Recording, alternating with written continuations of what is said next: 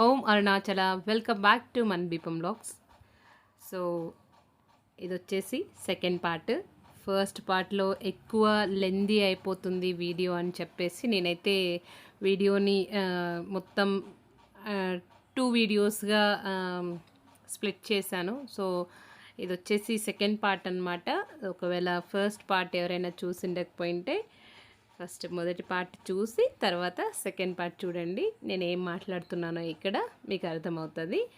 So ఇక్కడ వచ్చేసి ఇంకా మొత్తం అంతా రెడీ అయిపోయిన తర్వాత అరౌండ్ 9:40 అవుతుందన్నమాట టైము. సో పంతులు గారు చెప్పినట్టుగానే అరుణాచలేశ్వరుని అనుగ్రహంతో కరెక్ట్ టైంకి అయితే మేము స్టార్ట్ చేసామన్నమాట. సో ఇక్కడ పోగుదారం అంటారు కదా, సో దాన్ని అయితే మంగళసూత్రానికి కట్టాలి కదా, సో అదైతే కట్టేస్తున్నాను. సో చక్కగా అందరూ కూడా ముత్తైదువులంతా కూడా వచ్చేసారు ఆశీర్వదించడానికి.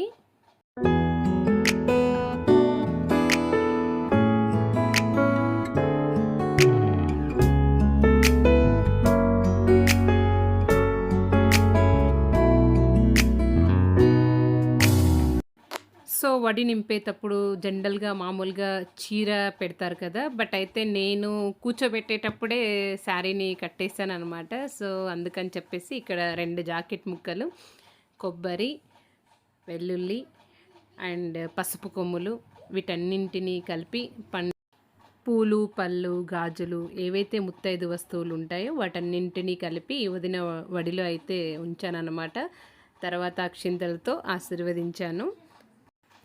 ఏదేమైనా ఆ అరుణాచలేశ్వరుని అనుగ్రహంతో మేము అనుకున్న రోజైతే రానే వచ్చింది. నిజంగా ఇప్పటి నుంచి కూడా ప్రతి ఘడియ కూడా అరుణాచలేశ్వరుడు దగ్గరుండి కాపాడి మాకు ఒక మంచి ఏమంటారు అమ్మాయిని కానీ అబ్బాయిని కానీ ప్రసాదించాలని నేనైతే మనసులో అనుకున్నాను. ఎందుకంటే అండి నిజంగా పెళ్ళైన తర్వాత ప్రతి ఒక్కరికి కూడా అంటే నాకు ఇక్కడ కొంచెం పర్సనల్గా ఒక విషయం షేర్ చేసుకోవాలనిపించి షేర్ చేసుకుంటున్నాను. ఎందుకంటే పెళ్ళి అవ్వగానే అంతకంటే ముందు ఇక్కడ ఎవరైతే పసుపు కుంకుమ పెడుతున్నారో తను తేజ అన్నమాట, మా రిలేటివే. ఈ అమ్మాయి కూడా టీచరే. సో తను ఆశీర్వాదం కూడా నిజంగా చాలా మనస్ఫూర్తిగా అనిపించింది నాకు. మనసు అనేది స్వచ్ఛంగా ఉండి మనము ఏ పని చేసినా కూడా అది నిజంగా ఆ ఈశ్వరుడు దానికి ఒక మంచి ఫలితం ఇస్తాడు అనడానికి ఒక చిన్న ఎగ్జాంపుల్ చెప్పాలనుకుంటున్నాను. యాక్చువల్గా మనది గృహప్రవేశం అయింది కదండి మన ద్వీపం. సో అప్పుడు వచ్చేసి అన్నయ్యకి 2 years అయిందనమాట మ్యారేజ్ అయ్యి.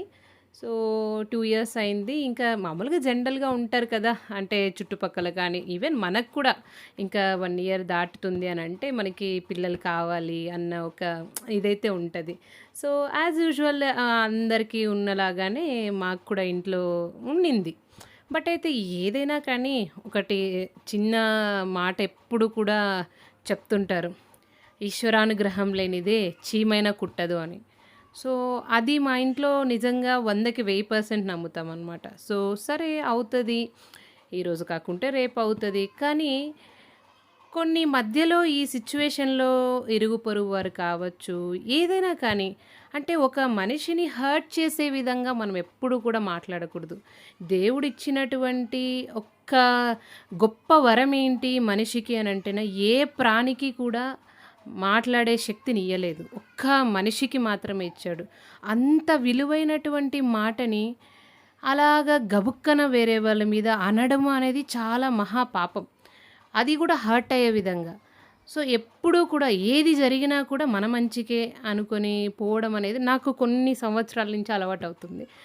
కానీ మనము తిరిగి వేరే వ్యక్తిని మళ్ళీ హర్ట్ చేయకోకుండా సరే ఈశ్వరునికి వదిలేసేసి ఆ ఈశ్వరుడు ఏదో ఒక రూపంలో వీళ్ళకి శిక్షిస్తాడు అని అనుకోవాలి. నిజంగా అంటే నేను జనరల్గా అంటే ఇప్పుడు నిజంగా మా ఇంట్లో ఈ శుభకార్యం జరుగుతుంది అన్నా కూడా ఆ ఈశ్వరుని అనుగ్రహమే, దాంట్లో ఎటువంటి సందేహం లేదు. కానీ కొంతమంది నా ఫ్రెండ్స్ ఉన్నారనమాట, అంటే ఇప్పటికీ కూడా స్టిల్ 5 years అయింది, ఆల్మోస్ట్ 8 years అయిన వాళ్ళు కొంతమంది ఉన్నారు. సో వాళ్ళు ఇప్పటికీ కూడా పిల్లల కోసం వేచి చూస్తున్నారు. సో పిల్లలు పుట్టాలంటే కూడా నిజంగానే ఈశ్వరుని అనుగ్రహం అనేది ఉండాలి. అలాంటప్పుడే మనకి ఆ అనుగ్రహం అనేది కలుగుతది. కానీ ఎవరైనా దయచేసి మీ సరౌండింగ్స్‌లో మ్యారేజ్ అయ్యి ఎన్నో విషయాలుండొచ్చు. కొంతమంది కావాలని ఆహ్, కనకపోవచ్చు. లేదు అంటే కొంతమందికి వేరే ఇష్యూస్ ఏవైనా ఫైనాన్షియల్‌గా కొంతమంది ప్లాన్ చేసుకొని కనొచ్చు. ఏదేమైనా వాళ్ళ పర్సనల్ లైఫ్ గురించి మనకి మాట్లాడే రైట్ మనకి లేనే లేదు. సో, కాబట్టి ఈ విషయం నేనైతే నా మనసుకి అనిపించి నేను మీతో షేర్ చేసుకుంటున్నాను. డెఫినెట్‌గా ఎవరైనా మీ సరౌండింగ్స్‌లో అలాగా ఉంటే మాత్రం దయచేసి ముఖం మీద అడగడాలు, ఏదైనా ఒక మాట విసరడము, వాళ్ళ మనసు నొచ్చుకునేటట్టు మాట్లాడడము, ఇలాంటి విషయాలు నిజంగా ఒక మనిషిగా జన్మ తీసుకున్న తర్వాత మనం ఆపుకుంటే మంచిది అనేది నా స్ట్రాంగ్ ఫీలింగ్. సో, ఈ విషయంలో అయితే కొంచెం ఈ జస్ట్ ఒక 2 ఇయర్స్ ఫైనాన్షియల్‌గా ఉండొచ్చు. లేదంటే మనకు తెలియదు కదా! పర్సనల్ లైఫ్‌లో ఏవుంటాయి వైఫ్ అండ్ హస్బెండ్ మధ్య. సో, మనం అనవసరంగా ఇలాగ మాటలు విసరడము వాళ్ళ మీద అనేది మహా పాపము. అది నిజంగానే ఈశ్వరుడు దానికి శిక్షిస్తాడు అని నేను స్ట్రాంగ్‌గా బిలీవ్ చేస్తాను. అలాంటి వాళ్ళని ఒక మాట అనడం ద్వారా. సో, దయచేసి నిజంగా అలాంటివి మనం మానుకోవాలి. సో, ఈరోజైతే చాలా హ్యాపీగా రోజంతా అయితే గడిచిపోయింది. నాకు నిజంగా అయితే కళ్ళల్లో నీళ్లు తిరుగుతున్నాయనమాట. అంటే ఆ రోజు కోసము వేచి చూసామనమాట. నా విషయంలో ఏంటంటే జస్ట్ అలాగా మ్యారేజ్ అవ్వడము, ఆ మంత్‌లోనే కన్ఫర్మ్ అవ్వడము, అలాగా ఈశ్వరుని అనుగ్రహంతో అయిపోయింది. సో, అన్నయ్య విషయంలో కొద్దిగా జస్ట్ ఒక 1, 2 ఇయర్స్ ఇలాగా అవ్వడంలోనే ఎన్నో అంటే ఒక మనిషి నిజమైన స్వరూపాలనేటివి కొంతమందిలో చూసామన్నమాట. సో, అలాగా నిజంగా ఎవరైనా మన సరౌండింగ్స్‌లో ఉంటే మాత్రము హ్యాపీగా లెట్ దెమ్ వాళ్ళు ఎన్ని రోజులకి ఈశ్వరుడు అనుగ్రహిస్తాడో అని వదిలేయాలి తప్ప మనము మనసునొచ్చే విధంగా ఏ వ్యక్తి గురించి కూడా మాట్లాడకూడదు. సో, ఏదైనా నేను తప్పుగా మాట్లాడి ఉంటే పెద్దలు ఎవరైనా వింటుంటే క్షమించండి. నాకు తోచిండేదైతే నేను చెప్పాలనుకున్నది ఈ వీడియో ద్వారా అయితే చెప్తున్నాను. సో, నెక్స్ట్ వచ్చేసి వాటన్నింటినీ ఏదైతే మనం పెట్టింటామో వాటన్నింటినీ కూడా ఇలాగా ఆశీర్వదించేటట్టు చేయమని వదినతో చెప్పారనమాట. సో, అదైతే జరుగుతుంది. సో, హ్యాపీగా అందరం కూడా నవ్వుతూ మంచి మనసు ఉన్న వాళ్ళతోనే బ్లెస్సింగ్స్ అయితే అందాయి అని నేను అనుకుంటున్నాను. అన్నట్టు అసలు సంగతి చెప్పడం మర్చిపోయాను. ఏవేవో మాట్లాడుకుంటూ పెద్ద పెద్ద మాటలు. ఏంటి అనంటేనా, అంటే గృహప్రవేశం రోజు మన ఇంటికి ఎవరైతే పంతులు గారు వచ్చారో అతను యాక్చువల్‌గా అడిగారనమాట అమ్మ. సో, ఇలాగ 2 ఇయర్స్ అయింది. ఏంటి పంతులు గారు అని అడిగినప్పుడు పంతులు గారు అన్నారు, "అమ్మ ఖచ్చితంగా అవుతారు. కొద్దిగా ఈశ్వరునికి టైం ఇయ్యాలి" అని చెప్పేసని ఒక మాట "వడిబియ్యం కట్టొచ్చా" అని అన్నారు. అంటే 3 ఇయర్స్‌లో ఉంటుంది కదా! అనేసి అడగంగానే పంతులు గారు వెంటనే అన్నారు, "ఈ వడిబియ్యంని మీరు అమ్మవారు ఇచ్చినట్టుగా భావించి మీరు లక్షణంగా తీసుకొని వెళ్ళొచ్చు" అనే మాటైతే అన్నారనమాట. పంతులు గారు అలా అనడము, ఇంకప్పటికప్పుడు జస్ట్ వడిబియ్యం వదినకి పోసి పంపియడం అనేది జరిగిందనమాట.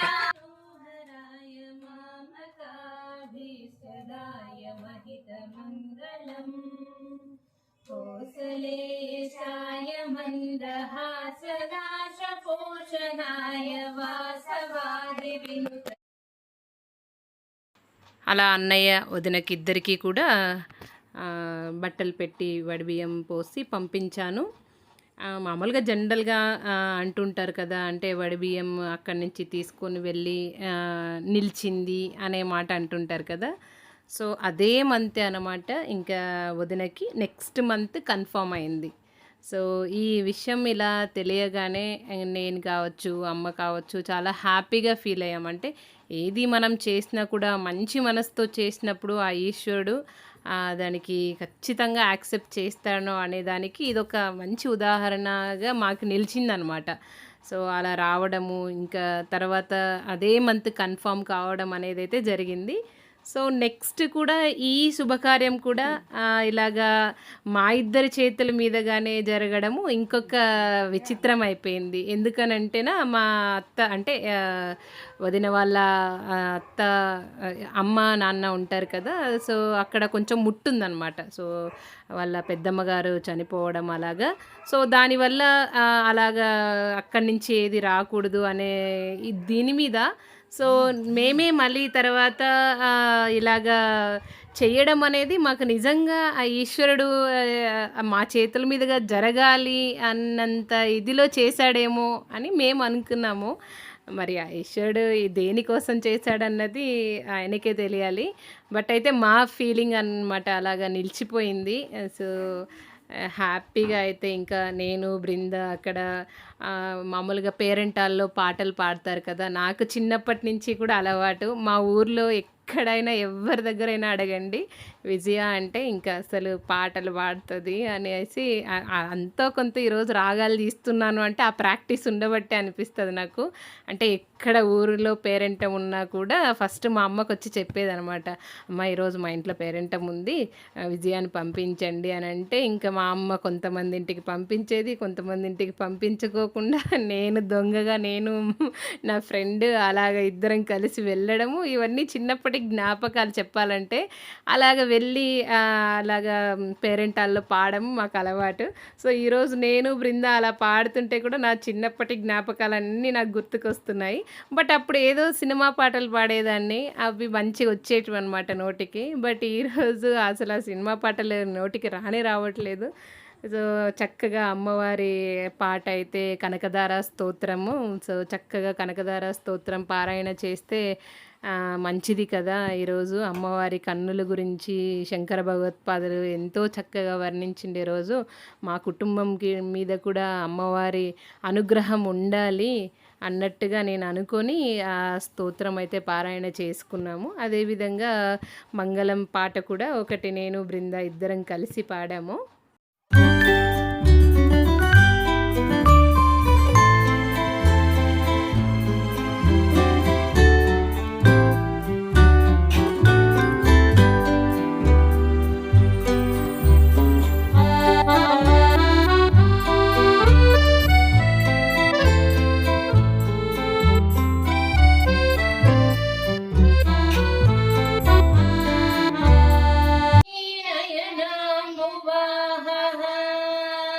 గీర్దేవతేతి గరుడధ్వజ సుందరీతి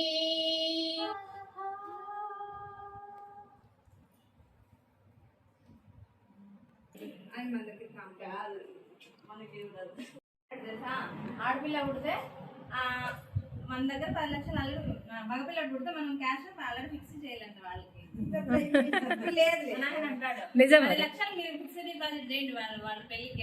నిజంగా మరి అంటే ఇప్పుడు అమ్మాయిని ఇచ్చేటప్పుడు కూడా చూస్తారు కదా, అబ్బాయి ఏంటి ఏంటి అని చూసే ఇస్తారా?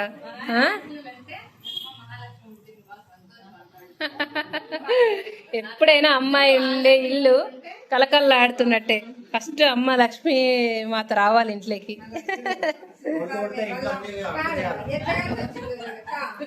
ఏంటి కొడకలు కొడితే అప్పులు చేయాలా, తల్లిదండ్రులు తీర్చడానికి పెట్టాలి, అప్పుడే బాగుపడతాడు.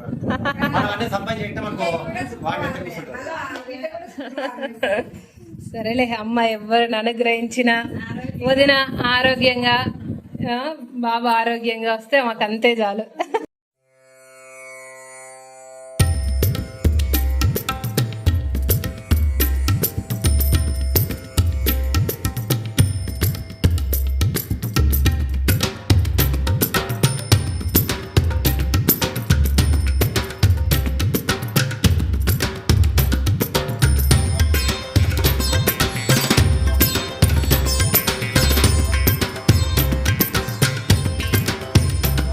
అత్త అసలు రావట్లేదు ఫోటో దగ్గర కూడా.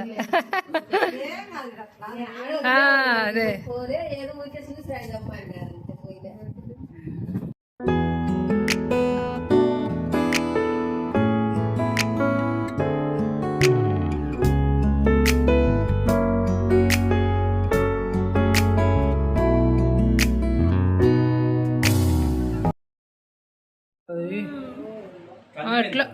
కందిపోయిందా కందిపోయిందా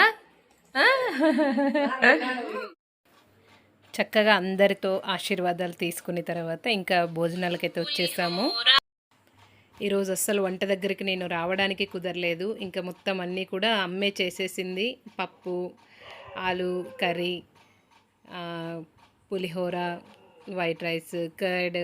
సో అమ్మకు వీలైనంత వరకు పాపం ఇంకా మ్యాక్సిమం చేసి, సో ఈ మురుకులు ఆల్రెడీ స్వీట్స్ ఉన్నాయి కదా, సో ఇంకా వాటితో అయితే ఇంకా కానించేసామన్నమాట. సో ఆల్రెడీ వచ్చేటప్పుడే అందరూ కూడా తినొచ్చారనమాట. కొద్దిగానే పాపం అందరూ కూడా ఇంకా కంపల్సరీ తినాలి అనేసరికి వచ్చారు. అందరికీ కూడా thank you so much. So ఇక్కడ ఇంకా వదిన కూడా తినేస్తుంది.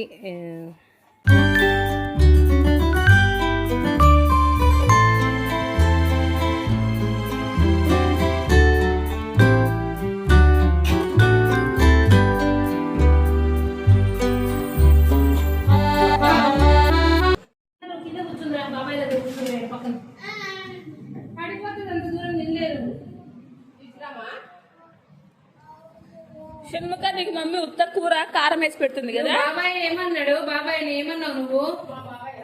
అవునా, అట్లా అంటారా? ఏం కొనిపించలే. ఏం విష్ణు ఏమి నువ్వు ఏదో కార్ చేస్తావు కదా, ఏం చేసి నువ్వు అన్నావు కదా బాబాయ్ కాదని. నీకేదో పాపం చిన్న పిల్లాడు కారు తెచ్చిపోదాం అనుకున్నాడు. చేతిలే విష్ణు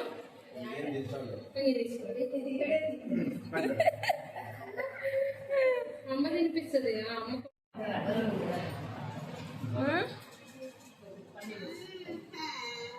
నాకు తినిపించదు. నాకు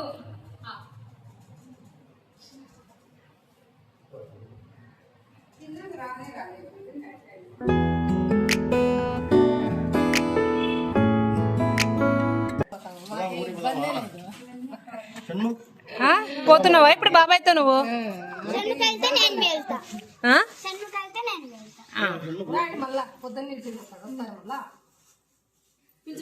వీళ్ళే ఉంటానంటే నా దగ్గరే ఉండరు, ఉంటానంటే వాళ్ళ ఇష్టం. అత్త నేనేం ఆపని ఇద్దరిని. అదిగో నాన్నకు చెప్పు ఉంటదంట జొన్ని కూతురు.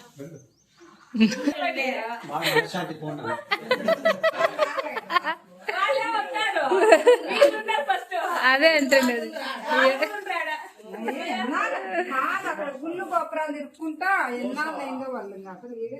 బాబాయ్ అడుగుతున్నాడు చెప్పు.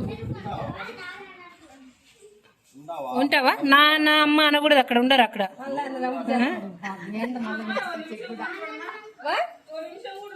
అయితే వద్దులే, మళ్ళీ అయితే ఉంటే తెచ్చుకున్నాను.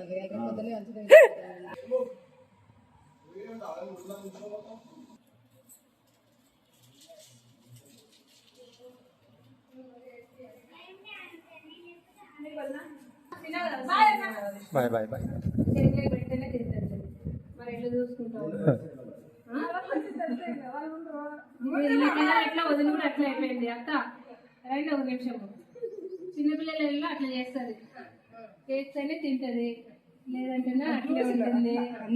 ఇప్పుడు చూడు ఎట్లా ఈమె చేసింది, మళ్ళా చేస్తుంది మళ్ళా చేస్తుంది.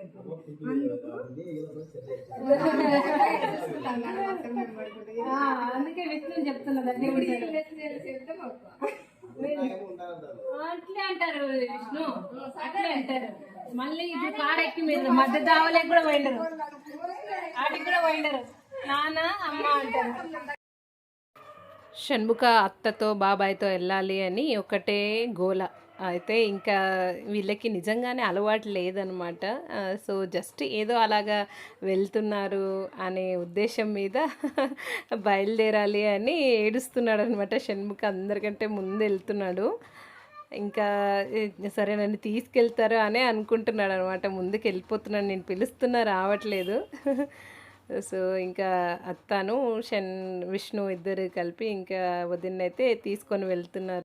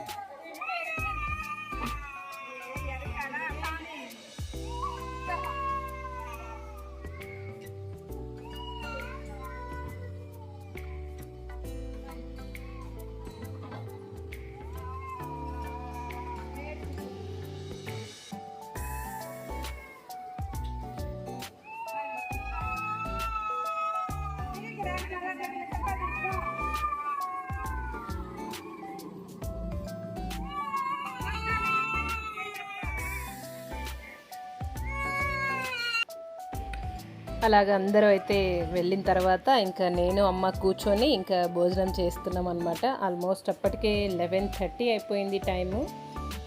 సో ఈరోజైతే ఇంత మంచి హ్యాపీనెస్ని ఇచ్చినటువంటి అరుణాచలేశ్వరునికి ఒక్కసారి మనస్ఫూర్తిగా థ్యాంక్స్ చెప్పుకుంటూ ఈ వీడియోనైతే ఎండ్ చేస్తున్నాను. కీప్ వాచింగ్ మన ద్వీపం వ్లాగ్స్. ఓం అరుణాచల శివ.